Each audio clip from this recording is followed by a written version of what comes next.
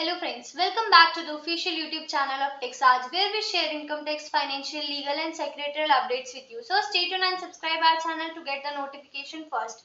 So today I am here to discuss about small company registration. Small company registration हम कैसे कर सकते हैं? तो सबसे पहले हम इस वीडियो में बात करते हैं कि स्मॉल कंपनीज होती क्या है। स्मॉल कंपनीज को हम कैसे डिफाइन करते हैं? स्मॉल कंपनीज वो होती हैं जिनका paid up share capital 4 crore और टर्नओवर 40 करोड़ तक होती है।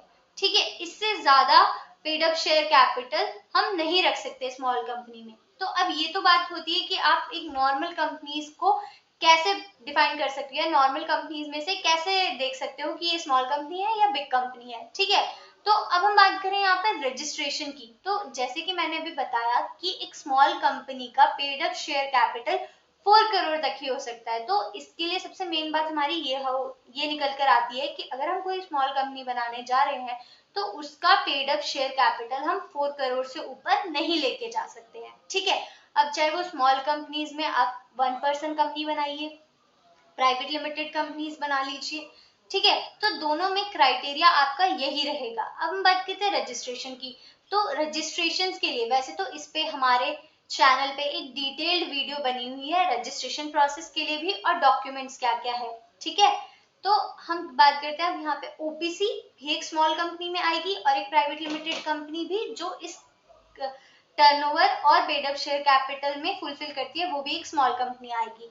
तो अब इसमें डॉक्यूमेंटेशन, अब हम बात करते हैं डॉक्यूमेंटेशन की। तो डॉक्यूमेंटेशन लगभग दोनों का सेम होता है, इनकॉर्पोरेशन प्रोसेस भी लगभग दोनों का सेम ही हो सकता है। और एक मिनिमम शेयर कैपिटल अगर आप पूछे कि हम एक बिजनेस, छोटा बिजनेस कैसे स्टार्ट कर सकते हैं, कितने पेड अप शेयर कैपिटल के साथ स्टार्ट कर सकते हैं, तो वो मिनिमम आप अपना 10,000 से भी स्टार्ट कर सकते हैं। ठीक है, आपका minimum paid up share capital आप कितना रख सकते हैं? 10,000, चाहे वो एक ओपीसी हो यानी कि 1 पर्सन कंपनी हो, चाहे वो एक प्राइवेट लिमिटेड कंपनी हो। नेक्स्ट बात करते हैं डॉक्यूमेंटेशन की। डॉक्यूमेंटेशन ओपीसी में जैसे कि वो 1 पर्सन कंपनी है तो वहां पर एक डायरेक्टर्स, वही शेयर होल्डर भी होता है, पूरी कंट्रोलिंग पावर उसी के पास होती है, तो उसकी डिटेल प्लस साथ में एक नॉमिनी की डिटेल्स जाती है। ठीक है, और प्राइवेट लिमिटेड कंपनी के लिए हमें, जैसे कि हमारे लिए फिक्स है कि हमें मिनिमम 2 डायरेक्टर्स चाहिए।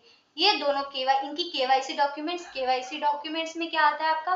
Self attested PAN card, Aadhaar card, photo, email ID, mobile number, ये आता है आपके सेल्फ अटेस्टेड केवाईसी डॉक्यूमेंट्स में।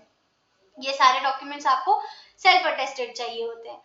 फिर बात करते हैं हम रजिस्टर्ड ऑफिस एड्रेस की। रजिस्टर्ड ऑफिस एड्रेस आपको जहां भी चाहिए वहां का आपको इलेक्ट्रिसिटी बिल चाहिए होता है, लेटेस्ट इलेक्ट्रिसिटी बिल यानी कि 2 मंथ से ओल्ड नहीं होना चाहिए वो। ठीक है, फिर बात करते हैं रेसिडेंशियल प्रूफ की। रेसिडेंशियल प्रूफ के लिए आपको, चाहे वो नॉमिनी हो चाहे वो डायरेक्टर हो, दोनों के लिए आपको लेटेस्ट उसका बैंक स्टेटमेंट देना पड़ता है।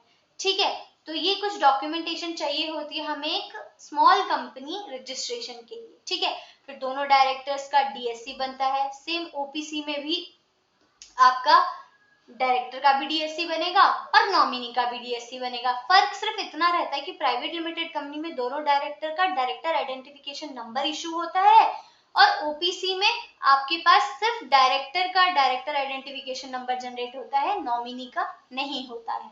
तो ये कुछ बेसिक डॉक्यूमेंट्स और पेड अप शेयर कैपिटल के साथ आप अपनी small company all over India में कहीं पे भी रजिस्टर कर सकते हैं। छोटे बिजनेस स्टार्ट करने में सबसे ज्यादा लोगों को रहता है कि क्या क्या डॉक्यूमेंटेशन लगेंगी, क्या क्या पेड अप शेयर कैपिटल हमें चाहिए होगा, कितनी इन्वेस्टमेंट करनी पड़ेगी। तो ये इन्वेस्टमेंट का इसमें जो मैक्सिमम लिमिट है पेड अप शेयर कैपिटल की वो 4 करोड़ है और मिनिमम है 10,000। तो इतने से आप अपनी स्मॉल कंपनी रजिस्टर करवा सकते हैं। दूसरी बात आती है कंप्लायंसेस की।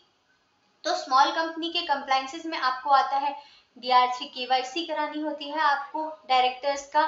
फिर आता है आपको डीपीटी3, अगर आपके अगर आपकी कंपनी में किसी से भी, चाहे वो डायरेक्टर हो चाहे वो आउटसाइडर हो, उससे लोन हो तो वो आपको फाइल करना पड़ता है। फिर आपको उसकी आरओसी फाइलिंग करनी पड़ती है। आरओसी फाइलिंग में क्या आता है? एओसी4, एमजीटी7A। स्मॉल कंपनीज के लिए हम फाइल करते हैं एमजीटी7A। ठीक है। उसके बाद होता है उसकी इनकम टैक्स फाइलिंग। ये कुछ बेसिक कंप्लायंस होते हैं जो एक स्मॉल कंपनी को फाइलिंग करनी पड़ती है। अगर आपने नहीं किया तो नॉन कंप्लायंसेस जो आपके ऊपर होता है वो तो पड़ता ही पड़ता है। साथ में आरओसी फाइलिंग में आपको एडीटी 1 यानी कि ऑडिटर अपॉइंटमेंट का भी फॉर्म फाइल करना पड़ता है। ये कुछ बेसिक कंप्लायंसेस थे स्मॉल कंपनीज के लिए, whether it is a 1 person company और whether it is a private limited company. तो इन फॉलोइंग डॉक्यूमेंट्स के साथ और पेड अप शेयर कैपिटल के साथ आप ऑल ओवर इंडिया में कहीं भी अपनी कंपनी रजिस्टर करा सकते हैं।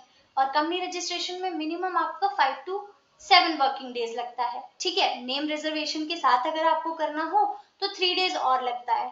तो अगर आपको कंपनी रजिस्ट्रेशन कराना है तो आप हमें भी कांटेक्ट कर सकते हैं। Thank you. अगर आपको ये वीडियो अच्छा लगा हो तो इसे लाइक करें, शेयर करें और अगर आपने हमारे चैनल को अभी तक सब्सक्राइब नहीं किया है तो फटाफट जाके इसे सब्सक्राइब करें। Thank you.